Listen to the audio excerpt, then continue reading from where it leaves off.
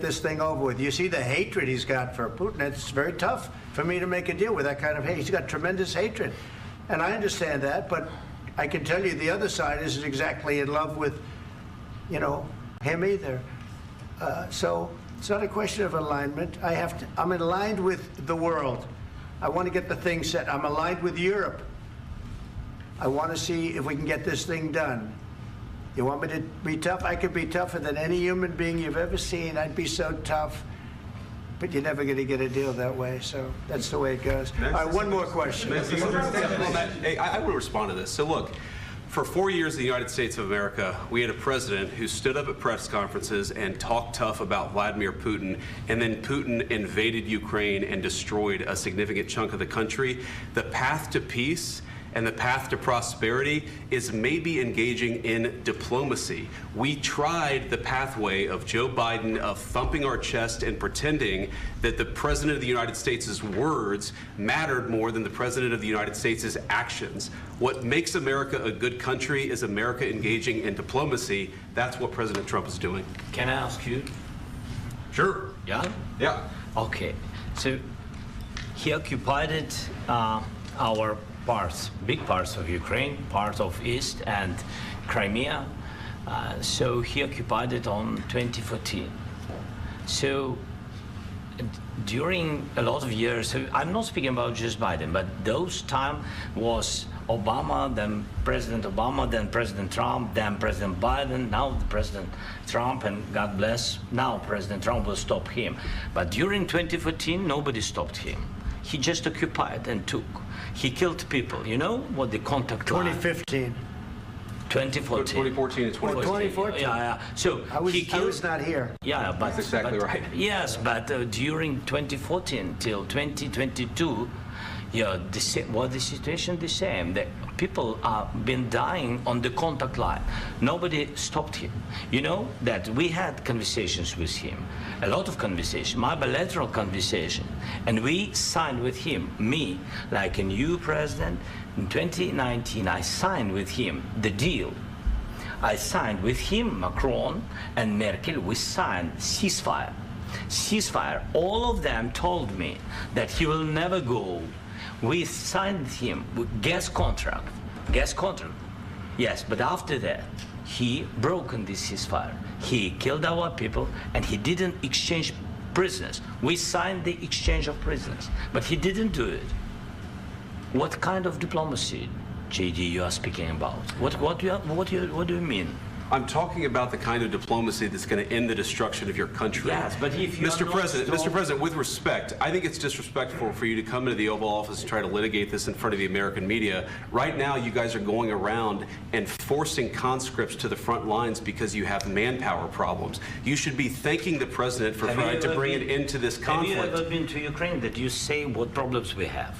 I have been to. Count once. I've actually watched and seen the stories, and I know what happens is you bring them on a propaganda tour, Mr. President.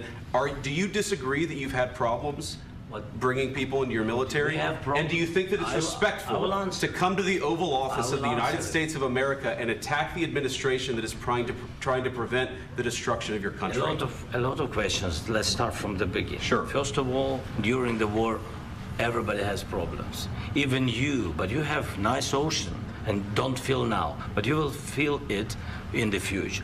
God bless. You don't know that. God bless. God bless. You will not have a war. Don't tell us what we're going to feel. We're trying to solve a problem. Don't tell us what we're going to feel. I'm not telling you. Because you're in no position to dictate that. That's exactly what you're doing. You're in no position to dictate what we're going to feel. We're going to feel very good. You will feel influence. We're going to feel very good and very strong. You will feel influence. You're right now not in a very good position. You've allowed yourself to be in a very bad position, and he happens to be right about it. From the very beginning of the war. You're not in a good position. You don't have the cards right now. With us, you start having cards. Right now, you don't. You're playing cards. You're playing cards. You're gambling with the lives of millions of people. You're gambling with World War III. You're gambling with World War III. And what you're doing is very disrespectful to the country, this country, that's backed you far more than a lot of people said they should have. Have you said thank you once? this A lot entire of meeting? times. No, in this Even entire meeting, today. have you said thank Even you? today. You went to Pennsylvania and campaigned for the opposition in October. Offer some words of appreciation for the United States what of you're speaking America about? and the president who's trying to save your country. Please, you think that if you will speak very loudly about the war, you He's can... not speaking loudly. He's not Yeah. speaking loudly. Your country's Can I- in big can I- trouble. can I Wait a answer? minute. No, Can you've I done a lot answer? of talking. Your country is in big trouble. I know. You're not winning. I know. You're not winning this.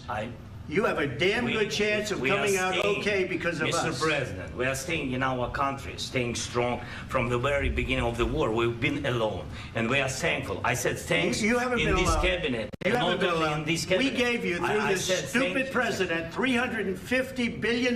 You voted we gave for you your military president. equipment, You and you voted men for are your brave, but they had to use our military. What about if you didn't have You our invited military me- equipment, you invited if me you to didn't speak- have our military equipment, this war would have been over in 2 weeks. In 3 okay? days, I heard it from Putin. In 3 days, this is something Maybe new. less. In 2 weeks, of course, yes. It's going to be a very hard thing to do business like this. I Again, tell you. just say thank you. I said a lot of accept times that thank there, you accept to that, American people. accept that there are disagreements, and let's go litigate those disagreements rather than trying to fight it out in the American media when you're wrong.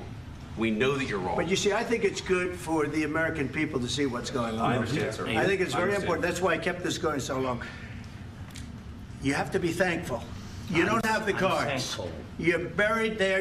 Your people are dying. tell you You're again, running low I know. on soldiers. Don't- Listen, don't, please, you're running Mr. low on President. soldiers. It would be a damn good thing. Mr. And President. then you tell us, I don't want a ceasefire. I don't want a ceasefire. I want to go and I want this.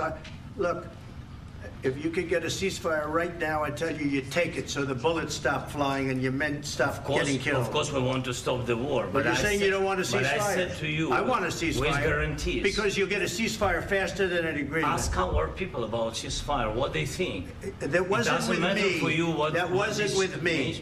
It That was with wasn't with a you. guy named Biden who was not a smart person. That was with Obama. president. It was your president. Excuse me. That was with Obama, who gave you sheets, and I gave you javelins. Yes. I gave you the javelins to take out all those tanks.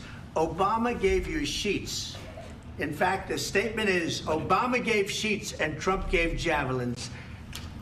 You got to be more thankful, because let me tell you, you don't have the cards. With us, you have the cards. But without us, you don't have any cards. One more question to Mr. Vice President. I'm sorry. It's going to be a tough deal to make, Um, because the attitudes have to change. what if Russia breaks ceasefire? What if Russia